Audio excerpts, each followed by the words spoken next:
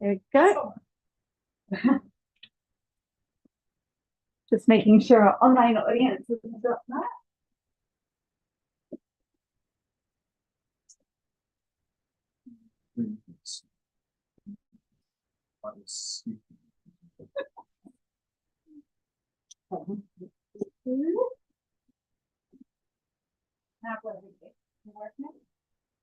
Hello, hello. Can you hear us? If anyone's struggling with the audio online, just give us a wee shout and we can adjust. Hi, welcome to Lighthouse on this 1st of May to celebrate Thinking as Anarchists, which is set to reinvigorate the intellectual heart of the anarchist ideal. We have two of the editors of this brilliant book with us. I'm going to briefly introduce them and then I'll hand over to them. There will be lots of time for questions, so have your thinking caps on and do feel free to get stuck into the discussion afterwards. First, I have Giovanna Gioli, is a political philosopher and directs the BSc in Global Development and Sustainability at Bath Spa University. Her research contributes to the political ecology of adaptation to climate change, with a focus on South Asia, in particular Pakistan, Nepal, India, and Bhutan, where she has worked and conducted research for over 10 years. Hamish Callan is a geographer based at the University of Edinburgh, where he teaches about urban inequalities, housing, and capitalism. He has published on gentrification, stigmatization, rent controls, debt, and anarchism. He's with us tonight. Will you join me in giving them both a very warm welcome? This is working. Yeah. Is it working? Yeah. No. All right. Hello. Yes. So we've planned this very well. But I think so. The first thing I'll point out is that, as you've heard from our little biographies, neither of us are scholars of anarchism in the sense that we're not anarchist academics. We're just academics who happen to also be anarchists or have a significant, long-standing interest in anarchism. And I think for me that's an important kind of starting point, because the book project is always a bit weird to explain, as in my career trajectory, which is what we're supposed to think about, is all stuff about housing and gentrification. And then there's this book about anarchism that sometimes I'm trying to sort of explain where it sits on my CV. It's a beautifully odd outlier. And I don't know, is the same true for you? Because I even know from Deleuze to climate change, anarchism. Anyway. So I'll try, and I think we'll start by kind of telling the story of how and why we ended up doing this. I'll try not to spend too long on that because it's kind of interesting, but then we'll try and get to the meat of the ideas. Is that all right? Okay, so I did my PhD in Edinburgh, and I have a fondness for buying secondhand books wherever I find them. And about 10 years ago, I found this in Main Point Books by the Pubic Triangle, which is a wonderful bookshop. Strongly recommend you patronize it. Does that make sense? Yeah, the woman who runs it is quite amazing. She has a forensically incredible memory. So she was able to tell us where this thing that I'm about to tell you came from. Anyway, I found this. It's got nothing on the back, nothing on the spine. It just says Thinking as Anarchists, Selected Writings from Volontà. I had no idea what Volontà was at that point, and it has this very beautiful logo of a sort of Leonardo da Vinci with an anarchist A. I was intrigued. It was £3. I bought it. I took it home. I read some of it. I didn't know who anyone in it was. I just found it really, really fascinating. It's a typed manuscript. I tried searching for it online and kind of realized that whatever it was had never actually been published. So this was the manuscript for a set of translations that were done. I guess the translations were done in the late 80s. So 84, 85. But it never really surfaced as a collection of writings. Anyway, that's kind of where I got to. Just it was curious. And you arrived. I don't know if you recall any. I don't know if you. Do you want to add the story at that point? Well, I didn't know the story up to the point. Then I joined the department of geography, and Amy showed this to me, and they asked me, "Do you know anything about that?" And I was very surprised to see this manuscript. I knew there is written Centro Studi Libertari, so Center for Libertarian Studies, and I knew what that was, which is, a collective and, a center very important for Italian or Southern, let's say, anarchism in Milan, and so I told him, yes, I can tell you what it is, and I mean, this book was never meant to be published as in that form. It was really one of the many acts of solidarity that were common in the transnational anarchist movement in at least up until that point, and the idea was that those articles which are mostly from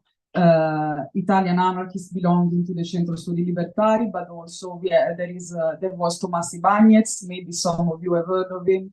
It's a Spanish anarchist who has been recently translated into English. Some of his work, like Anarchism, his movement, is being recently translated, and then also Eduardo Colombo, who was an Argentinian anarchist, and they were all gravitating around first the experience of this quadrilingual anarchist publication called Interrogations, and then it became Volontà, will in Italian. This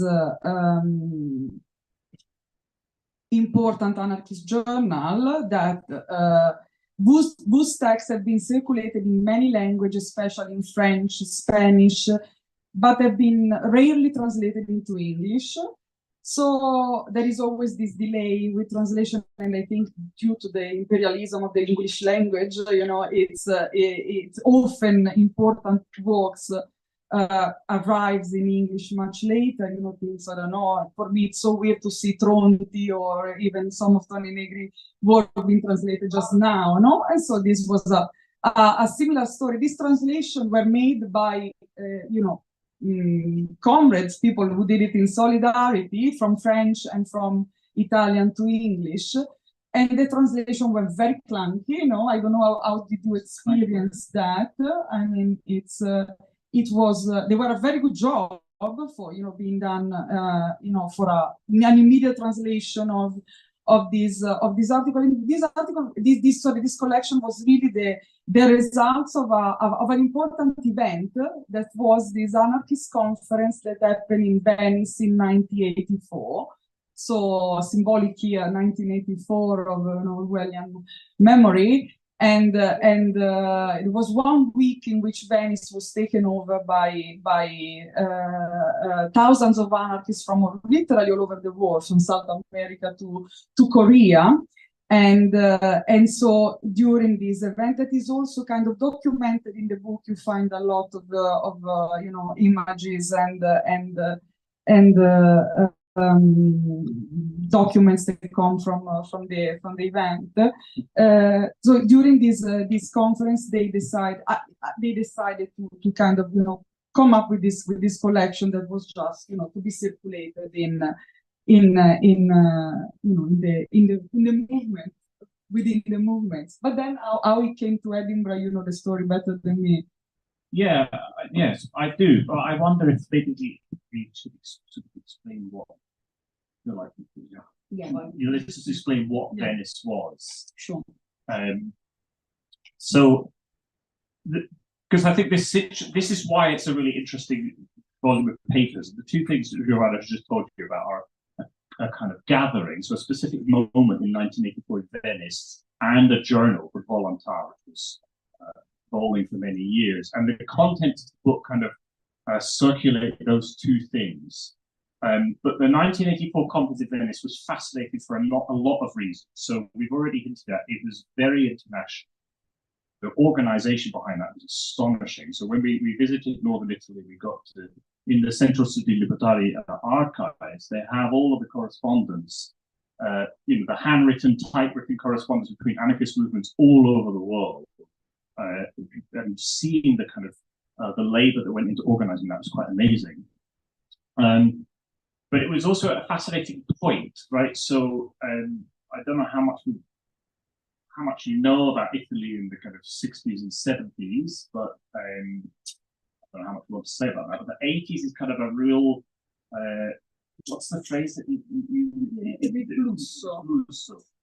the backwater, I suppose this was, through a bit everywhere, after the movements of the 60s and the 70s, the 80s obviously were a period of stagnation in Italy, when Berlusconi's television came up and all of that started. And I would think that a lot of it's not the time you think that is the peak of the anarchist movement. It's not a time that you think is particularly interesting moment.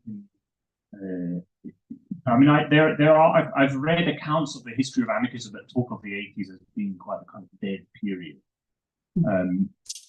And I think generally, certainly in Britain, we think of the 80s as not being a period in which left-wing ideas kind of flourish. But there was this moment in Italy where they were really grappling with, like very directly, what does it mean to be an anarchist after this moment where working class agency seems to have failed, the promise of communism seems to have failed, the promise of the old anarchist kind of syndicalism seems to have failed. There's the birth of all these new social movements, which are kind of libertarian, but they're not anarchists. So they're concerned with the ecological crisis, the nuclear crisis, the civil rights, and sort of anti-racist and colonial movements. What does it mean to be an anarchist who is both proud of where they come from, in the sense that they know their roots, but is kind of really intellectually refusing to be comfortable with those roots? And all of the kind of the compilation that was in the manuscript is it's like a best hits of that circle of people who were involved in the organization of the conference and the journal. And it's their attempts to think through what that might mean to be an anarchist at this moment and think of one. And I guess personally, what I found so fascinating about it is I hadn't encountered much kind of intellectual thinking about the central tenets of anarchism from that period. That because it is after the 70s, in all the meanings that might imply, it feels much more modern. I mean, so it's an odd book, right? I want to be kind of honest about that. It's like a historical document, but it's also a historical document that was really thinking of the future. So we talk quite a lot in the introduction about how it really is difficult to kind of place it as contained within the time from which it comes. So, yeah. Do you want to say something? Yeah, I think I suppose obviously the journal talking about Volontà it has a long history that spans from 1946 to 1996. So now, but as Amy said, this publication of focusing on the 80s, a real period. But what is interesting is really that it is a time when they are asking themselves, it's either anarchism opens up, and rethinks of the crucial questions, and this was well before, post-anarchism, or it was before, but the seeds of the thinking that is so crucial for today and what it means today being an anarchist are there, and there is this expression of Thomas Ibanez, anarchism outside its own wall, nowhere translated, outside its own wall. So the idea that there is this need of moving beyond the even the trophy, the stereotypes of the previous decades for all the. Also, there is the fact that as you might be aware, in Italy in the 60s, in the 70s, obviously the autonomia operaia, the autonomist movement was really strong and prominent, and this group of anarchists contributed a lot to the thinking of the autonomist and also other philosophers. I don't know. I think of Agamben, with whom they always had a discussion and a dialogue, but also they would be very much different. They would take very different stand, and politically there was certainly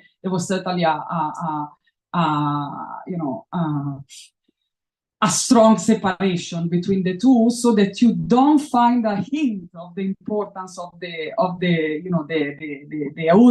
that you find in this book, or of the anarchists in the autonomist writings, and you don't find a hint of Marxism and autonomy in this book. There is a footnote, as I was mentioning to one of the people who joined us today. There is a footnote in page 40 where we documented a bit what they were thinking of, the political candidature of Tony Negri back then in the 70s, which is not flattering. So it's an interesting thing that is not much studied or understood, also for the delay in translation that I was mentioning before. And I don't know if any of you is familiar with the recently translated again in English book by Catherine Malabou, Stop Theft. The idea that a lot of the big post-structuralist thinker, Rancière, Agamben, Foucault, Derrida. I think she's engaging with 6 or 7 thinkers. She's trying to show, how this depth that they have with anarchism, but then they don't fully go to the consequences. So that is the spice of anarchism as a political theory, a theory and a political praxis. So it's a bit. This when we wrote the introduction, the book was not yet out, but it's very relevant to understand where this is situated intellectually, where the group of Volontà, which is, yes, Italian, but it's transnational as well, because it was really gravitating around many other centers in Geneva, the Center for Anarchism in Geneva, and in France, in Spain, in Latin America. So this group really is trying to develop a different line of thinking. So besides Thomas Ibanez, who is definitely inspired by Foucault, a majority of the references that you would find in these intellectual engagements here from the group have nothing to do with those thinkers, not because they don't know them or they don't value them, but because the line of thoughts that they are trying to activate are different. They are thinking of more of Castoriadis or Pierre Clastres, or a lot of anthropology. We would say some engagements, or like David Graeber ante litteram. These are the type of thinking that they are trying to develop. So something that is it's not in antagonism, but alternative to the more hegemonic post-structuralism or autonomy operaia. Yeah, so this, I think, is another, I think, very contemporary element of the collection. Yeah. This is probably a much less intellectually interesting point, but I kind of think maybe it's worth saying. The people, they're all amazing people. We're not, but they are. And they were not. They were militants, right? They were lifelong active anarchists whose we've got a section at the back of their biographies. They were all involved in a series of incredible organizations in Italy, but not only. And just to give you, I'm going to read you a tiny little bit from Amedeo Bertolo's biography. Bertolo, sorry. His public life began well before his engagement with academia in 1962 with a booming event, first political kidnapping of the post-war period. Amadeo, together with a group of young anti-fascists, kidnapped the Spanish vice-consul to Milan in order to save the life of a Spanish anarchist condemned to death by Franco's regime. I'm just pulling that out of a little snippet to sort of just really ram home to you that they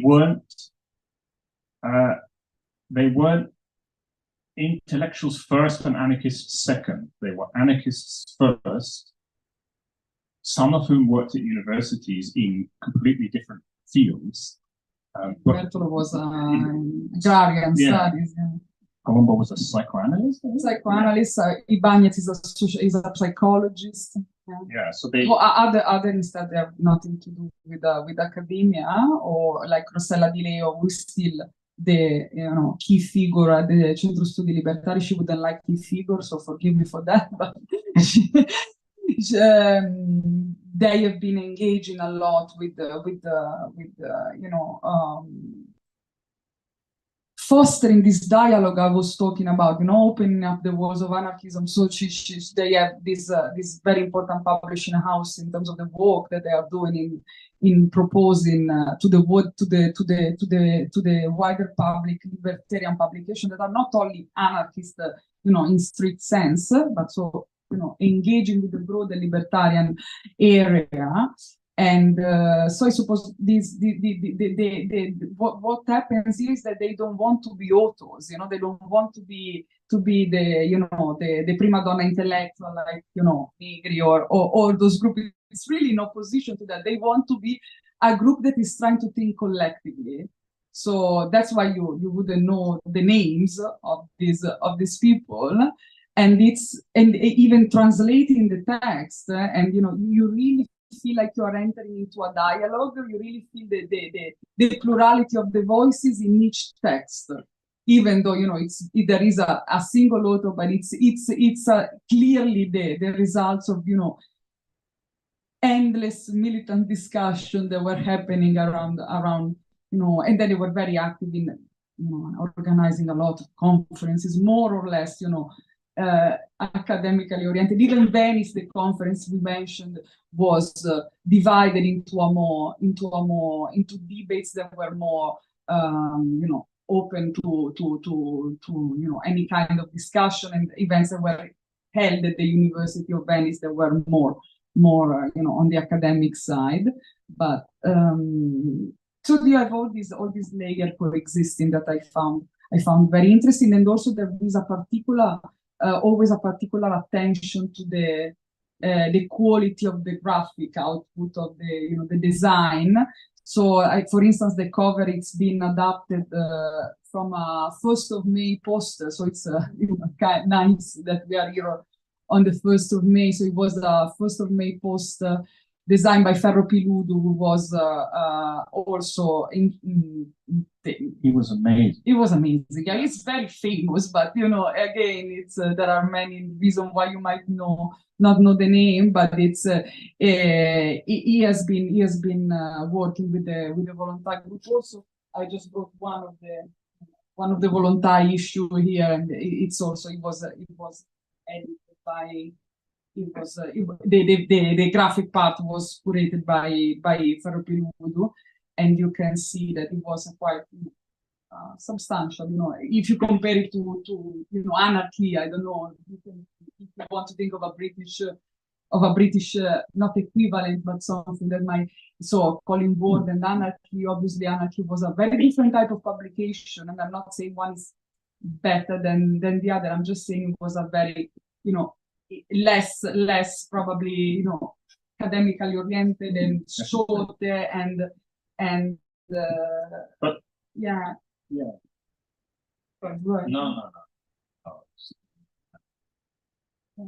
I feel like talking about this, the comparison to anarchy probably doesn't make much sense unless any of you know anarchy. So I think let's maybe we don't do that. We do that in the introduction. But, I wondered if would it help if we tell you a bit about what they say, like what's in it? That's where you're supposed to do it. I okay, maybe we could do this by sort of. I don't know if we're going to go through it all systematically, but we could talk about some of our favourite points.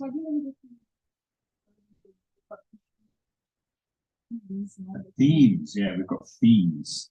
We also have, I mean, just to end to finish with the sort of graphic and attention to that. There is also some one of the member of the group, Roberto Ambrosoli, is the creator of Anarchic, this comic of the anarchists. I don't know if you've ever seen it. Then it's been copied because he never copyrighted or copyleft. It's been copied in many publications and many Looks like Dennis the Menace has got a beard, basically. And his motto is "I'll do my worst." So the anarchist motto of anarchy is "I'll do my worst."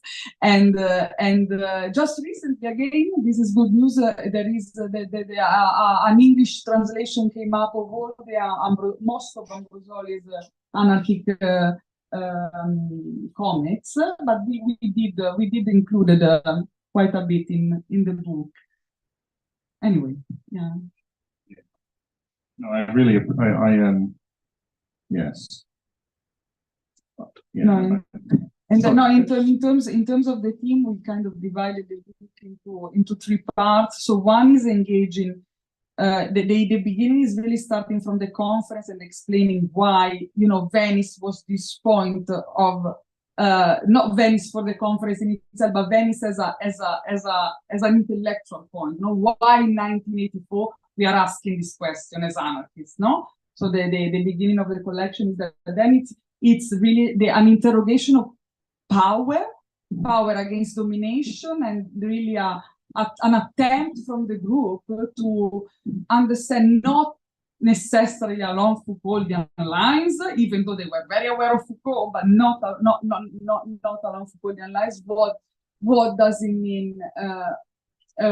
Power, what is that we say when we say power, and how is that different from domination? Is power always negative, or there is a positive aspect of power that we need to be able to to differentiate from domination? And in connection to this, then there is a couple of nice chapters, one from Colombo and one from Ibanez on the state, so on the anarchist political theory of the state, which was one that inspired you in your PhD thesis, when you first read the manuscript, was it? Yeah, it's just that he has this notion of the state as a paradigm of power. So trying to think of the state simply as one form of many that kind of institutionalizes power. So really centering the domination and authority rather than the form of the state itself. And I guess when I read it, I just found it such a nice addendum to all the Marxist state theory debates, where it's about the autonomy of the capital of the state. But the actual question of power and authority is laughably often missing, or not even really considered that much, both historically and kind of in terms of future thinking. So I loved that chapter. I remember reading it and just thinking, wow, it's in some ways such a simple idea, but once it's expressed so patiently. And the discussions on power are, I think, really interesting to me as a slight response to Foucault, because it's this notion of you have to believe in the power to do things. So a theory of power that just imagines everything as power and kind of levels the field of what's wrong to include everything, or also includes enough possible, essentially, if you follow that to its end point. And I feel like their attempt to grasp a theory of power that really separates the ability to do from domination, from authority, from expertise, and kind of actually analytically insist that these things are separate because they have to be separate politically. I like that. I really love, there's a chapter where Nico Berti does a kind of long form analysis of anarchism's kind of history, where he identifies this great tragic moment, which is that it's at a point in history where anarchism has been brutally crushed, where it has been theoretically proven. So in the sense that if you have an ideology that believes that authoritarianism is brutal, and then you all get murdered by an authoritarian regime, and as happened in Spain and in Russia, exaggerating slightly but not entirely. The kind of theoretical principle it reaches its moment of beautiful proof when the movement is annihilated, and so he frames his kind of thinking about anarchism's strange tension between its kind of the heart of its ideal and the reality of its movement as often being at odds with each other in ways that are really difficult to kind of come to terms with. What else is to be like? Anything you want to add? Yeah, and I suppose in Nico Berti's chapter there is this definition that I really like, that is, anarchism is in history yet against history, no? So he's trying to really define this space in which anarchism, as I suppose also Ibanez would say, anarchism is something that is movement, is always in movement. So it has to be against history to be really anarchism. So this idea of which is also in line with with Malabou's recent points on the plasticity, what she called the plasticity of anarchism. And I found that really powerful in that chapter. And I suppose then the other section, that is the last section of the book, is really their engagement with the notion of imaginary and utopia. So we have this, especially from Amedeo Bertolo, and the idea that, in a moment of depression like the 80s, the strong idea that we really need to reconnect with future and claiming it, the idea of recognizing that the future and the way in which we imagine future has very tangible and material, consequences. And then I suppose, what he's asking, what happens if we let, we open up some cracks in the wall and we let a decent image of the future, something that, is that we can really, be powerful enough to imagine as anarchists, in a moment where they were also engaging with the rising of bureaucracy and the new, what they call the new masters, the rising, again, something that very much speaks also to the reflection of Graeber here in many ways. So yeah, I think time reasons, we should probably shut up a bit. I just so you know, there's also, we got one of the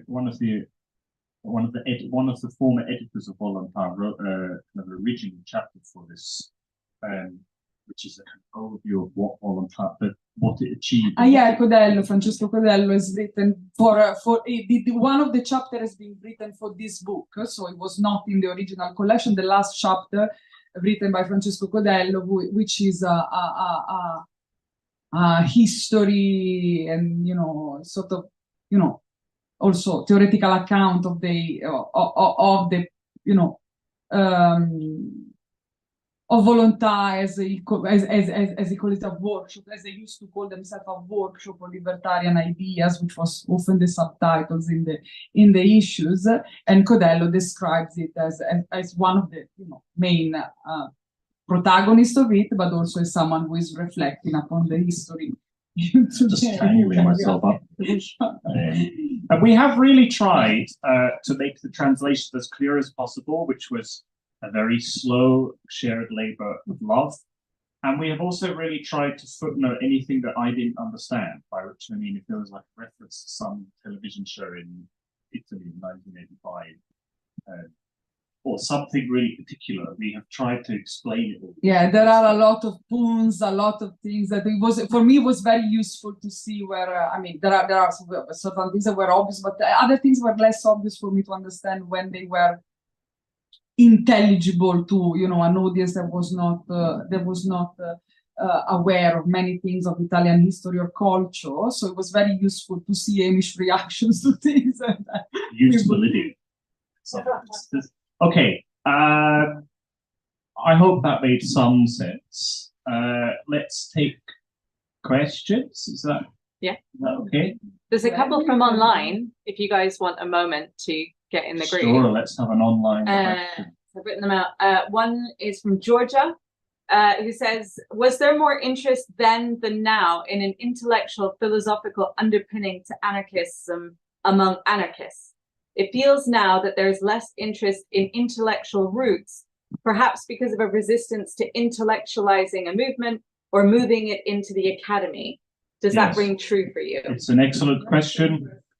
So my response to that is, I think what I was trying to say earlier, when I was going on about how they were not academics, they were intellectuals, they were not academics, and that's different now, right? So you do now have, for better or for worse, and there is brilliant work done within the brilliant recent academic anarchist work, but there is definitely a division, right? If you professionalize the thinking of a political ideology within the neoliberal academy, the marketized, hierarchical, state-centric system of enclosure that is the university, and you create careers and experts out of it, you inevitably create tension there. And I think in a way that's also partly why I quite like the fact that I'm not an anarchist, but maybe that's just a privilege that I have something else to write about. I don't know. But I don't think that division existed then, right? So that's a division that is recent. Yeah, I think it definitely, even though two things. One is that definitely when they organized the conference, for instance, that I said that there was a part in the university, so a more academic part, and they were definitely criticized for that back then, to trying to, when in this conference there was. But I suppose the group has always strongly believed. But also when we shared the introduction with the group, the first remark they made was, it feels like you're saying that we were intellectuals, and we were not. We didn't think. You have to clarify that we were militant in the first place, and these were our own reflections that were reflections of militants. So, and they wanted us to change some of the phrasing. I mean, I'm not saying it was that, but they were right, because in the way that we wrote the first draft of the introduction, it might have, we might have given us, we might have not conveyed this as clearly as it was due. But yeah, so yeah, I suppose this has faded quite a lot, in anarchist circle, and I think that's why also I think this book is so interesting, because the type of intellectual engagements that we find here, they are kind of missing today, and they are still relevant. They are questions that they kind of, we still belong to this era. They kind of started here, and this kind of question posed in that very moment, they are still our questions in many ways. Yeah, I think that ties nicely to the other question that was from Carla, who says, were there particular intellectual threads in the collection that feel especially prescient to the moment today?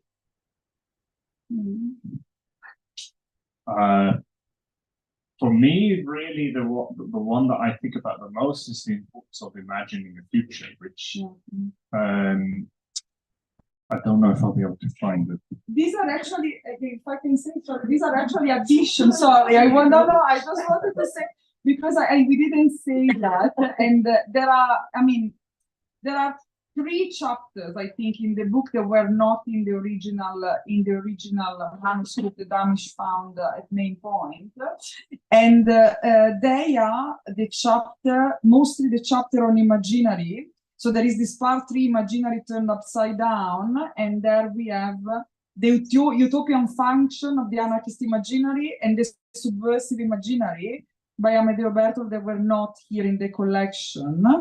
And we added them also in a dialogue with the Centro Studi Libertari, because we thought that they were really, again, crucial to the discussion and the intellectual endeavor that they were.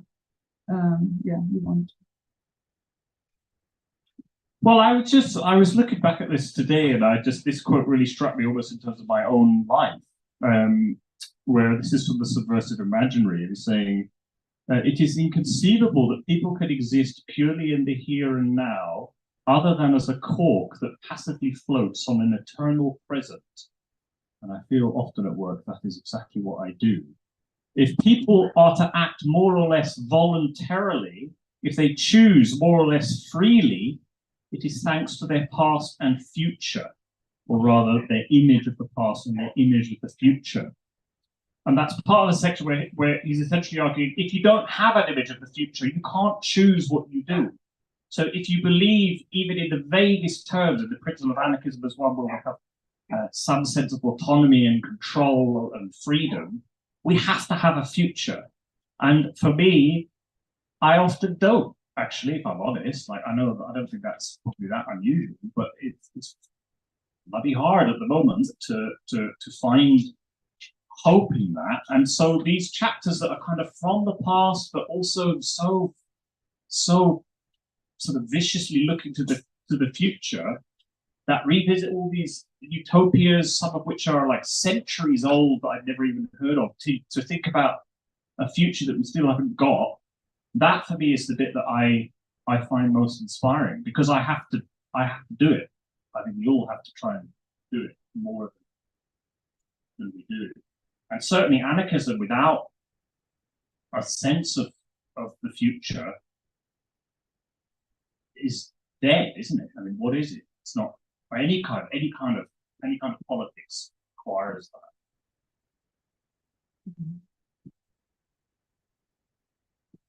Thinking of the future, I'm just back from Cuba and I broke my wrist. I've just got my studio today, and what I was with the Cuban solidarity campaign. It's quite connected to the British Communist Party. It's a very uncritical view of Cuba. You know, Cuba's marvelous. It's amazing. It's so good. It's unbelievable because of the blockade. They've got, certainly the older generations started themselves into Leinsters and really, from Paris and really into the past. And young people with iPhones and stuff, so they see visions of 90 miles in Florida and stuff. But the thing is, they've been questioning about representative democracy. That's a bourgeois thing. The democratic centralism. It's a privilege to be in the Communist Party, and there's agents, there's organisations, agency of direct democracy, and so it's that democratic centralism. And so the alternative party is this Duchkin thing about democratic co-federalism, like in Roosevelt's. The possible, I mean, I haven't been through it, but it's our sort of alternative. It's the thing, I don't know if you can help me, but Epic can help me. It's about centrifugal, Camillo centrifugal. So there's 3 revolutionary leaders. There's Fidel, and there was Che Guevara, and Camillo centrifugal, who's son of Spanish anarchists. So really popular figure. But if you say he was an anarchist, people get really upset. You know what I mean? Stuart Christie, who wrote My Granny Made Me an Anarchist, he opened the St. Hugo's Press in Orkney, which was and you could buy the anarchist cookbook, which was even more. I mean, what you can make a machine gun from a Volkswagen camper package.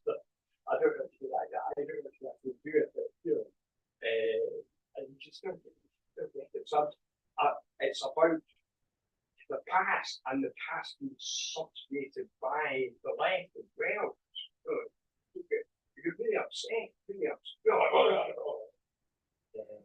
And then there's the politics of truth in a way is how you get a hold of truth without being just overly critical. Recognizing and celebrating the gains of the revolution, because they're really the violence against the United States is unbelievable. Real shame, people unbelievably poor. And then the health services, but there's no paracetamol in the antibiotics. So I feel it's we're asking me about paracetamol and antibiotics.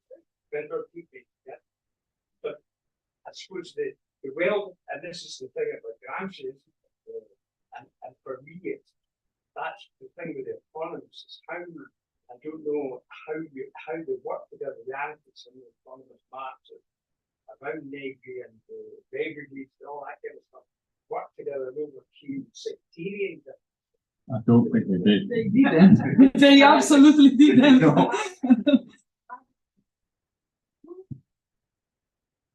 Robotic.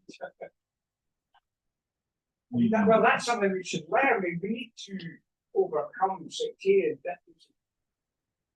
Libertarian, communist. I mean, I don't think that they don't really address that directly, I guess, but I do think Ibanez is a real emphasis on an anarchism that sees beyond itself is in part an attempt to make anarchism less sectarian as well. Called the whole group, the whole group, yeah, for sure. And so there's I don't know, but I don't think you can look to anarchists to try and tell you how to make Communist Party less sectarian. But I guess just to use the pride themselves. Yeah, that's well. It is difficult. Moving towards the future, you're looking. Yeah, I agree. I totally, and I think even in the quote I read to you, he said you need the past and the future. But you can't have the past as well, right? So there's, I mean, yeah, I don't know. Yes, I'll yeah. You need the past. I'll stop.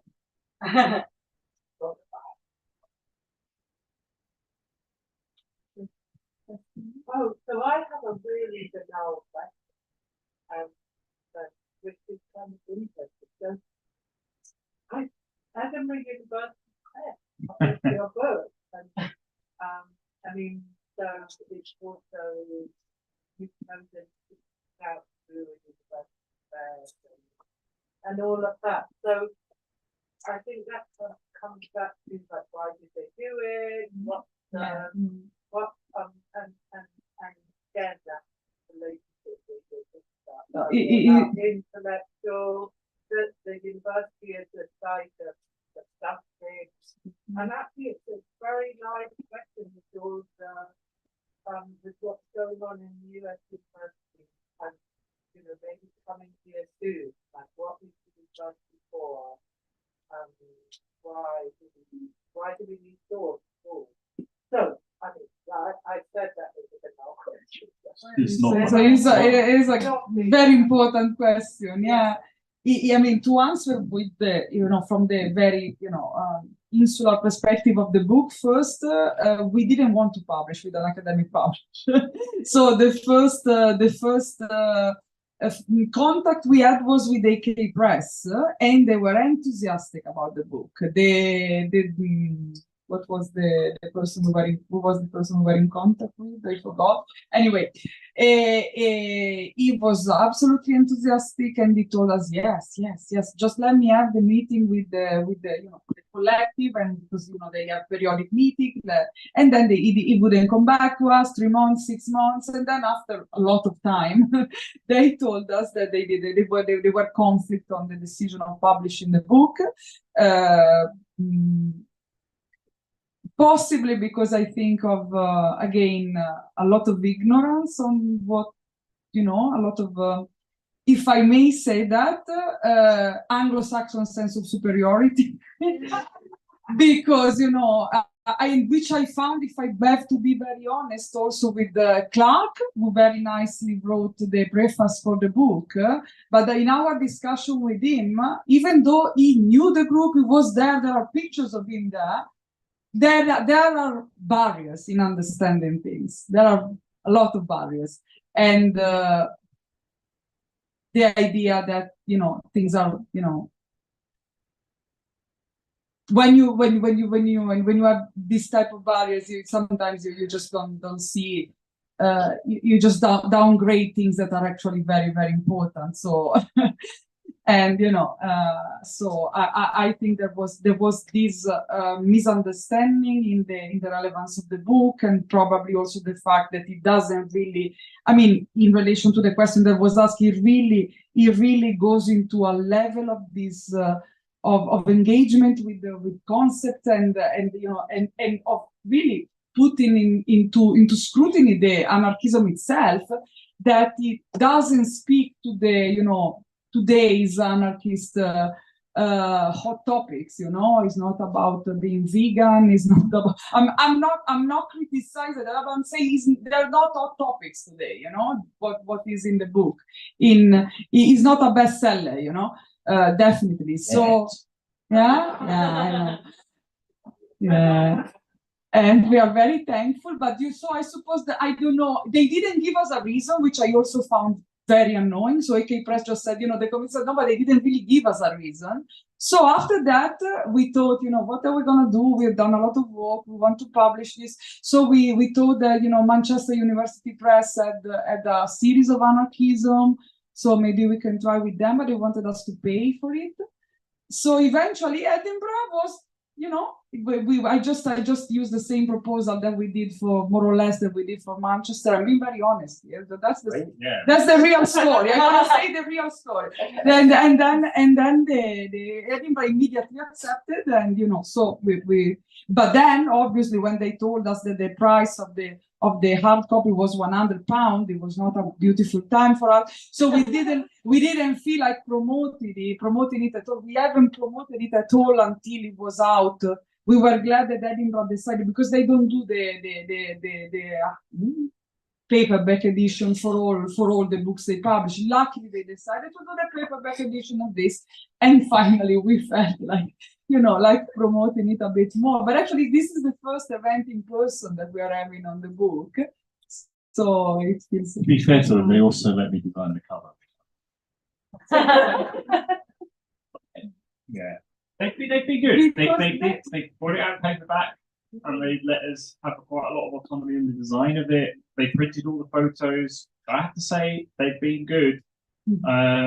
For an academic publisher, for sure. They are separate from the University of Edinburgh, right? So they're Edinburgh University Press. There are still those that autonomy. Yes, there are still, and they have actually published at least 3 or 4 books on anarchism in the last couple of years. So whoever is in charge of something at Edinburgh University Press there's someone interesting somewhere there. We got them by fluke, but yeah. Yeah. Actually, like you mentioned,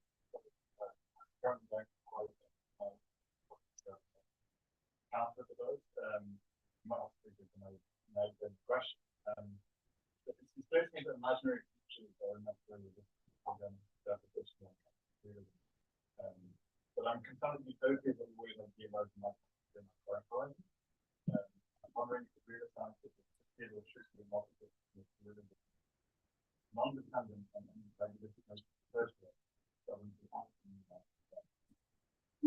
it's a great question, and I didn't want to mention this, but for me, as someone who has engaged a lot with Deleuze in at least my previous life, and in also with the thinkers of the. For me, what's really interesting is how political myths function, So how but anyway, well, I'll say that later. But what I found it interesting, what I was also trying to say with the in history yet against history, or also through the Bertolo's word on the imaginary, is that even though they don't mention Deleuze at all, and again, not because they were not aware of it, but because that's not what they want to do, but think of Castoriadis and the reflection of Castoriadis on the imaginary, you have actually quite a lot of connection to the notion of the virtual. And the virtual is sometimes a very misinterpreted notions in Deleuze, but the idea that we need to think of virtual actual circuits, and that's what constitute reality. That's what really we should look at, or even just a book on cinemas, I think that the way in which they're conceiving how the imaginary works, and even utopia, is not in that kind of what you just said, which they would agree with you. They would agree with what you just said, and I found actually a lot of resonances with if you think of how Deleuze also criticized, often between the lines, but very strongly how Sartre reifies the imaginary in his work, and he really builds this notion of the virtual against that, especially in the books on cinema. Well, they don't. These texts maybe are less abstract, but it is really that straight against history, It's again in history. I think Deleuze would have loved this. In history, yet against history. For me, it's very Deleuzean. So yeah. I think we have time for one last burning question, if there is one. Yeah, go for it. Yeah. Hi. Well, first of all, thank you very much. I have a question regarding, because all the reference, most of all the reference, are about academics or academic theory, but these people name themselves as militants, right? I would like to ask, which are the theaters that are shown in the book about the military like life? Do they refer to like their own experience? Do they refer to their actual work in different organizations? Or how do they transmit that they are more militant than academic? Yeah, I suppose the references, they're not all academics, even though there are various type of text and ideas that they. But I suppose it's all very indirect in the text. They in this collection, they don't. Even because it was the subtext around them, you have to think that this group really established themselves as a book after the, in Italy, the 70s, or the late 60s and the 70s, you have this year, it's known as years of lead, so lead as in the guns, because we had a lot of terrorism, and especially after the Piazza Fontana bombing in 1969, which was, as we now have established, a neo-fascist bombing, the anarchists were scapegoated, So there was literally a hunt, and then Pinelli, I don't know if you've ever heard of him, but Pinelli was thrown through the window. There was recently in London, they were proposing this play, Accidental Death of an Anarchist, that was written by Dario Fo, the Nobel Prize Dario Fo. It was constantly, this play was constantly rewritten as the surreal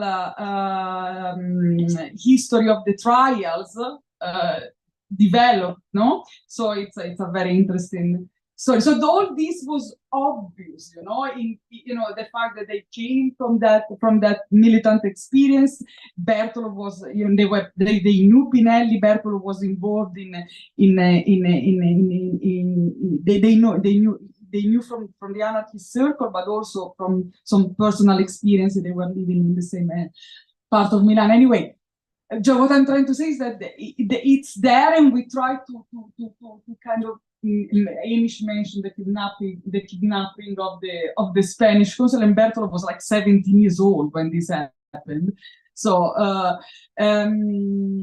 I mean, we try to give a hint of what they did through the footnote, through the biographies. I don't know.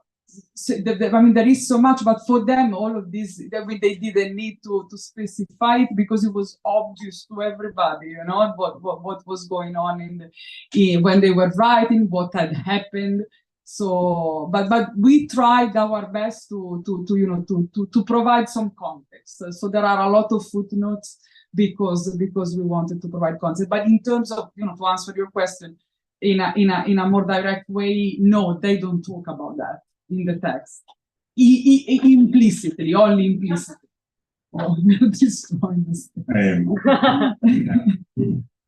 But when we say they're intellectuals, they're not academic. I think we probably put slightly too much emphasis on the post-structuralist figures that you'll have heard of, that they may be vaguely referred to or triangled, but they're not. That's not what it is. Right? They're not. They don't care about them as particularly important thinkers. That's fair to say. And it's not. It's really hard to describe, but it's not. There's something.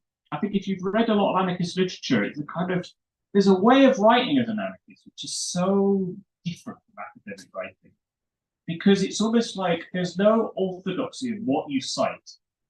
There's no linearity as to where you get your ideas from that is necessarily obvious to you if you're, there isn't a discipline, right? In the, and I love that about reading anarchism. Literature, because it's so freeing in that sense of enabling you to think more fluidly, and they all do that. They're not academic texts, but they are very intellectual texts. Some of them are quite hard to read, and some of them are beautifully written, and all of them are interesting, I think. Very interesting.